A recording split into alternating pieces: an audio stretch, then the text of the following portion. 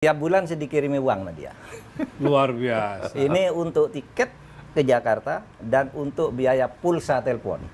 Ini temennya Gus Dur. Ini bukan sekedar besti nih kalau udah begini. Ini Pak Luhut ya. Temennya ini Gus jadi Dur. buka semua lah.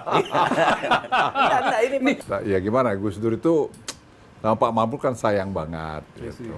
Dan saya merasa kami sering bersama-sama juga dengan Gus Dur ya saya waktu itu perusahaan saya kan bagus banget ya. Ya, setelah Bapak Dani ya jadi berhenti. Ya. Jadi ya wong saya nggak miskin juga kalau ngasih duit segitu dalam hati saya. Karena bagi-bagi aja. Jadi ya agak mengharukan, agak membanggakan juga. Sesudah saya jadi menteri berhenti kan, saya ikut PKB. Ya. Saya ikut PKB itu kan harus berhenti sebagai PNS, pegawai negeri sipil. Seharusnya kan karena Gus Dur minta saya, ya saya minta pensiun dini, lalu saya ikut Gus Dur. Nah Pak Luhut tuh tanya, tiap minggu saya akan dari Jogja Jakarta. Pak Luhut tanya, Bang Mahfud, kamu gimana biayanya? Luar biasa. Nah, iya Pak, saya kan masih ngajar, meskipun bukan PNS, kan guru besar tuh masih ngajar PNS. Masih cukup Pak, dan saya punya gaji yang cukup. Enggak lah, enggak cukup kamu. Tiap bulan saya dikirimi uang sama dia.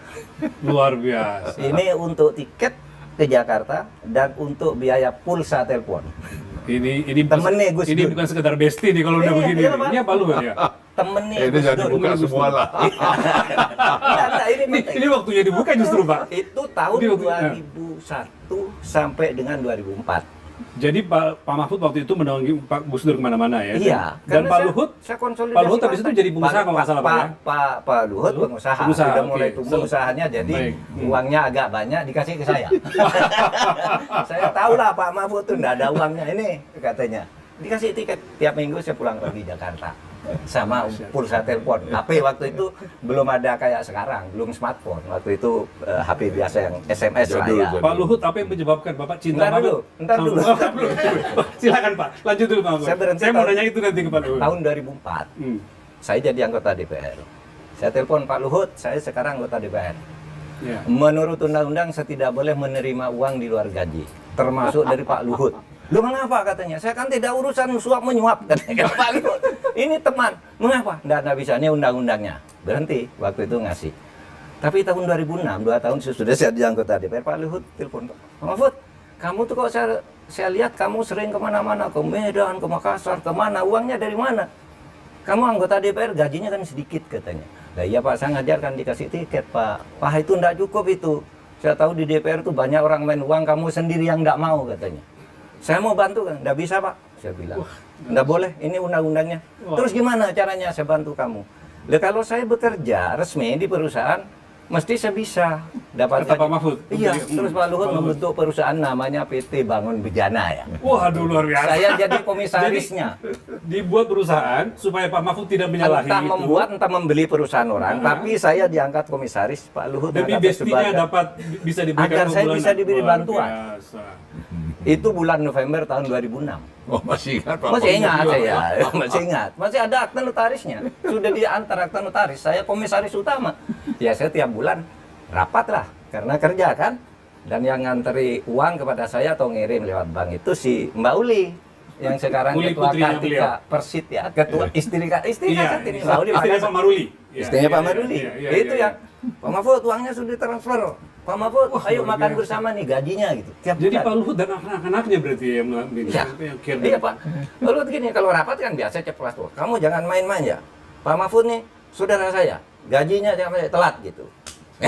Jadi ingatkan gitu Pak Luhut. Pak Luhut ini bukan sekedar persahabatan Pak, ini bukan sekedar pertemanan. Ini satu lagi. Apa lagi Pak? Sesudah. Saya nunggu Pak Luhut nanti menjelaskan. Iya, itu kenapa begitu cintanya ke Pak Mahfud? Ya. Sesudah itu kan saya jadi ketua MK. Ya. Saya telepon Pak Luhut, Pak. Sekarang saya tidak boleh menerima uang meskipun saya di perusahaan tidak boleh kalau hakim MK. Kalau sudah jadi hakim boleh. MK ya. Ya. Saya mengundurkan diri dari perusahaan Bapak. Nggak bisa kata Pak Luhut. Saya kan tidak ada perkara di MK, urusannya sama MK katanya. Pokoknya terus. Tapi pada akhirnya saya tetap mengundurkan diri. Nah sejak itu saya berhenti dari bantuan Pak Luhut secara langsung kayak gitu. Karena saya disiplin aturan, saya tidak boleh nerima. Kalau saya nerima diam-diam kan gampang kan. Datang aja ke Pak Luhut kan. Iya. Tapi saya aturannya tidak boleh kok gitu. Jadi, ya. Jadi Pak Luhut, terlepas bahwa Pak Mahfud itu miskin, Pak, gitu tadi maksud saya, cukuplah bantuannya ini agak berlebihan, Pak. Apa yang mendorong Pak Luhut sampai sebegitunya memperhatikan sahabat sejati ini? Sebenarnya ya Pak Mahfud memang, ya gimana, Gus Dur itu, Pak Mahfud kan sayang banget, gitu. Dan saya merasa kami sering bersama-sama, juga dengan Gus Dur, ya saya waktu itu perusahaan saya kan bagus banget ya. Ya, setelah Bapak tani ya, jadi berhenti, jadi ya, saya nggak miskin juga kalau ngasih duit segitu dalam hati saya, kayaknya bagi-bagi aja. Jadi itu saya selalu bilang sama anak-anak saya juga, kita tuh kalau bisa berbagi bahagia dengan orang lain. Jadi jangan kita mau nikmatin sendiri. Ya, yang saya kasih sama Pak Mahfud juga apa sih, nggak ada nilainya juga sih, kecil menurut saya ya. Ya, walaupun yang dibantu sangat merasa terbantu. Nah, tapi kami jadi teman aja, jadi gimana ya? Ya, nggak selalu juga kita sama pikirannya. Ya.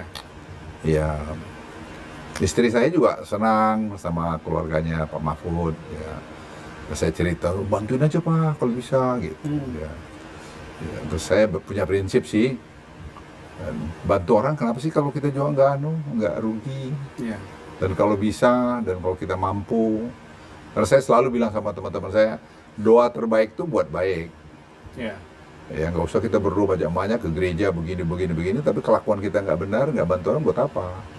Dan saya selalu, itu prinsip buat saya. Jadi saya bilang kalau saya bisa, apalagi saya dikasih, ini kan rezeki yang dikasih ini semua kan bukan maunya kita, maunya Tuhan itu, maunya alam ini kan. Lah saya malah bantu Pak Mahfud, bantu teman-teman itu malah tambah banyak uang saya. Oh, jadi saya nggak merasa ada berkah itu istilahnya Pak ya. Ya, jadi saya pikir apa poinnya, saya nggak pernah merasa, dan saya udah ingat-ingat itu. Saya nggak pernah ingat juga saya bantu-bantu Pak Mahfud. Ada kalau Pak Mahfud itu cerita, ya Pak Luhut saya ini kantor mau sewa gini-gini gitu. Ya. Jadi sewakan kantor di sini. Kantor kita ini. Oh, saya bilang tahu saya Pak. Ya, kantor bagus itu. Bagus itu dari. Waktu itu saya tanya berapa, beres Pak Mahfud, tenang aja nanti kita sewain lah, gampang gitu. Tapi saya nggak pernah ada sama Pak Mahfud ya nggak pernah. Ya kita berteman aja sama, dan itu saya kira saya bukan dengan Pak Mahfud aja, ada teman-teman lain yang saya bisa bantu. Juga, ya kadang-kadang banyak kan yang kita tuh kadang-kadang nggak bersyukur ya, bahwa kita tuh dikasih sehat, dikasih rezeki banyak, mau sharing gitu sama orang lain yang susah, kan banyak teman kita yang susah. Iya ya. Waktu itu ya Pak, itu para jenderal pensiunan yang setengah nganggur itu nggak kerja di mata Pak Luhut lah, dikasih uang Pak Luhut. Kan pensiunan tentara pensiunnya kecil kan, jadi pensiunan tentara tuh jalan tuh kan cuma 4 juta. Pak Luhut dikasih juta. Jadi dikasih ya dipasang sebagai komisaris ini swasta ya, bukan komisaris itu perusahaannya Pak Luhut.